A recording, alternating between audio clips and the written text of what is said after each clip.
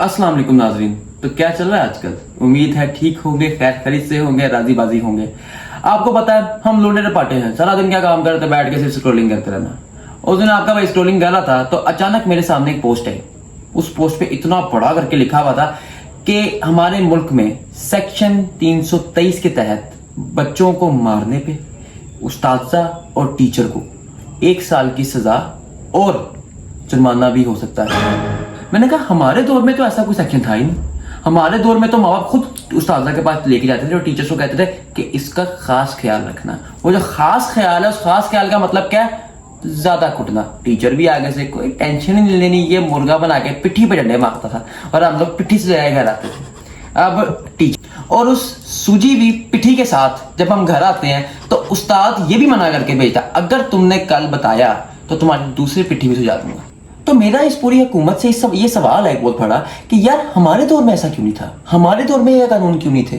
हमारे दौर में तो कुटापे पे कुटापे चढ़ते रहते थे, हमें हर बात बात पे कुटापा। तो भाई कुटापे के लिए बेसिकली किसी रीजन की जरूरत नहीं थी, अब्बा जी के मूड पर डिपेंड करता था। अब्बा जी का मूड है कुटापा चाड़ने का, तुमने चाड़ना ही चाड़ना है, वरना किताबें लेके आओ, अब ग्रेड्स अच्छे हैं, इस पे कुटापा नहीं चढ़ेगा। अम्मा जी से पूछो इसने को तंग तो नहीं किया? अम्मा जी भी कहती थी तंग नहीं किया, तो उस पर भी कुटापा नहीं। जब कोई जगह नहीं मिलती थी तो मैं पूछते थे तुमने कल नमाज पढ़ी थी? उस पे तो मार पड़नी ही पड़नी है, क्योंकि कभी कभी छूट भी जाती थी। तो आपको पता बच्चे थे कितनी को पढ़ते थे, उस पे तो कुटापा चढ़ना ही चढ़ना होता था। मैं आप लोगों को मैं अब अपना किस्सा सुनाता हूँ। मैं मेरा छोटा भाई, वो मुझसे कोई 5 साल छोटा है। हम लोग नमाज पढ़ने के जुम्मे की अपने वालिद साहब के साथ, हमारे वालिद साहब हमसे अगली सफ में खड़े थे, हम अपने वालिद साहब की पिछली सफ में खड़े थे, दोनों भाई। छोटा भाई नमाज पढ़ते पुठी सीधी हरकतें कर रहा था, मैंने कोई 2-3 पटाख पटाख लगा दी। अब्बा जी ने ऐसे घूम के देखा, एक घूरी कराई है, कहते चलो, मतलब जितनी नमाज पढ़ ली थी उन्होंने कहा चलो। अच्छा, अब्बा जी आगे आगे, मैं छोटा भाई पीछे पीछे। वो मेरी तरफ देख रहा है, मैं उसकी तरफ देख रहा हूँ। मुझे पता है, उसको भी पता है कुटापा चढ़ना है, मुझे भी पता है कुटापा चढ़ना है। अब्बा जी 1.5 फुट के फासले से आगे तेज तेज चल रहे हैं और हम भी तेज से जा रहे हैं, क्योंकि अगर अब्बा जी ने देख लिया कि ये पीछे रह गए तो और मार पड़नी थी। अब चूंकि अब्बा जी हमसे आगे थे, हमसे पहले घर पहुंच गए। हम कुटापा, आप देखिए कितनी ज्यादा हमारे अंदर वो जिसे कहते लॉयल्टी थी कि हम कुटापा खाने ही जा रहे थे। अब घर पहुंचे तो अब्बा जी ऑब्वियसली बात है पहले पहुंच गए थे हमसे। तो अब घर के अंदर दाखिल हुए तो देखा अब्बा जी सेन से आ रहे हैं, ये एडा बड़ा वेपर लाके।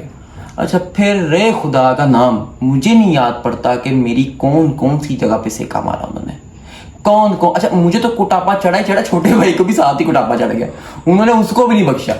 और हाँ, कुटापे से हम सिर्फ उस एक सूरत में बच सकते हैं कि जब आपके घर में उस टाइम पे कोई मेहमान आ जाए, शायद वो मेहमान बाबा का मुंह ठीक कर ले तो हमारा कुटापा बच जाए। अब हम इस सेक्शन को यहाँ खत्म करते हैं, अब चलते हैं रोस्टिंग के सेक्शन में। तो जी हाँ, तो दोस्तों आज हम जिस ड्रामा सीरियल को रोस्ट करेंगे वो ड्रामा सीरियल मेरे दिल के बहुत करीब है। मेरे क्या, इस दुनिया की हर आंटी के दिल के करीब है।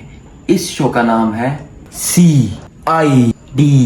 अमूमन जब कहीं पे जहाँ पे कत्ल हो, चोरी हो या किसी का मर्डर हुआ हो, वहां पे आती है पुलिस। लेकिन हमारे इंडिया में आती है क्या? CID। जिधर भी कोई मसला हो किसको बुलाना चाहिए? CID को बुलाना पड़ेगा। Hello CID।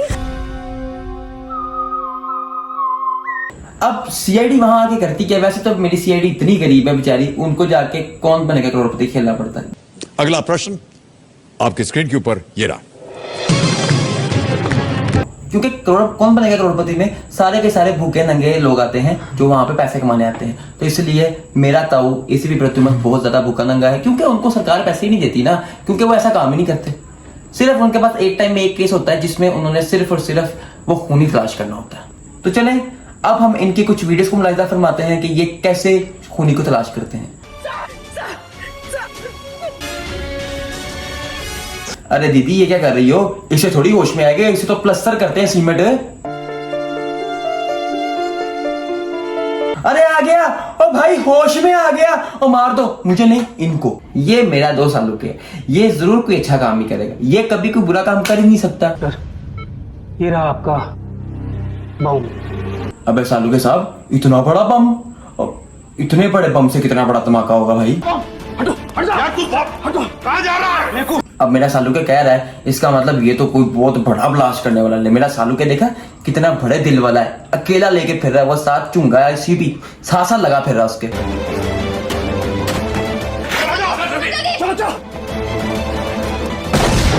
बस ये फुसकी से बम को लेके इतना भागा फिरा था।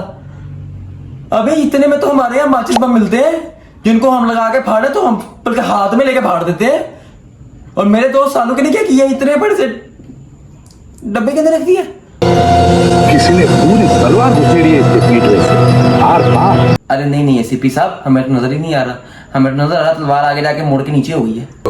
ये मेरा दोस्त सालू के, ये देखना कि अकल की बात करेगा, अक्लमंद बंदा ने, देखना भी जरा। तलवार इसके शरीर में पीछे से घुसेड़ी गई है, ये देखो पीछे का घाव बड़ा है। मैं अपने शब्द वापस लेता हूँ, मेरी जुबान। अरे भाई वीट, ये देखो जरा, इसमें नजर आ रहा है कि तलवार पीछे से लगी हुई है। किसी अंधे को दिखा दो, बता दे कि तलवार पीछे से लगी हुई है यार। पहले मेरे सीआईडी वाले बड़े अच्छे होते थे जब हम छोटे होते थे, ये किसी और की तस्वीर दिखा के पूछते थे इस आदमी को देखा कर। और अब ये उसी बंदे की तस्वीर उसको दिखा के पूछ रहे होते हैं क्या ये तुम ही हो। ये फोटो तुम्हारी? हाँ साहब मेरी फोटो। नहीं नहीं सर, ये रितेश देशमुख है, हेमा मालिनी है।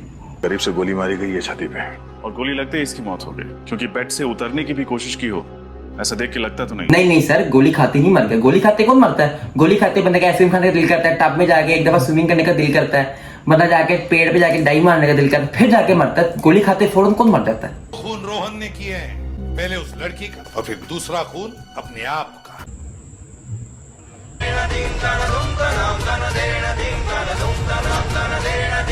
दूसरे को मार के खून करने का तो पता था, अपना भी खून होता है। मैं तो बचपन से समझता आया था कि खुद को मारने को खुदकुशी कहते हैं।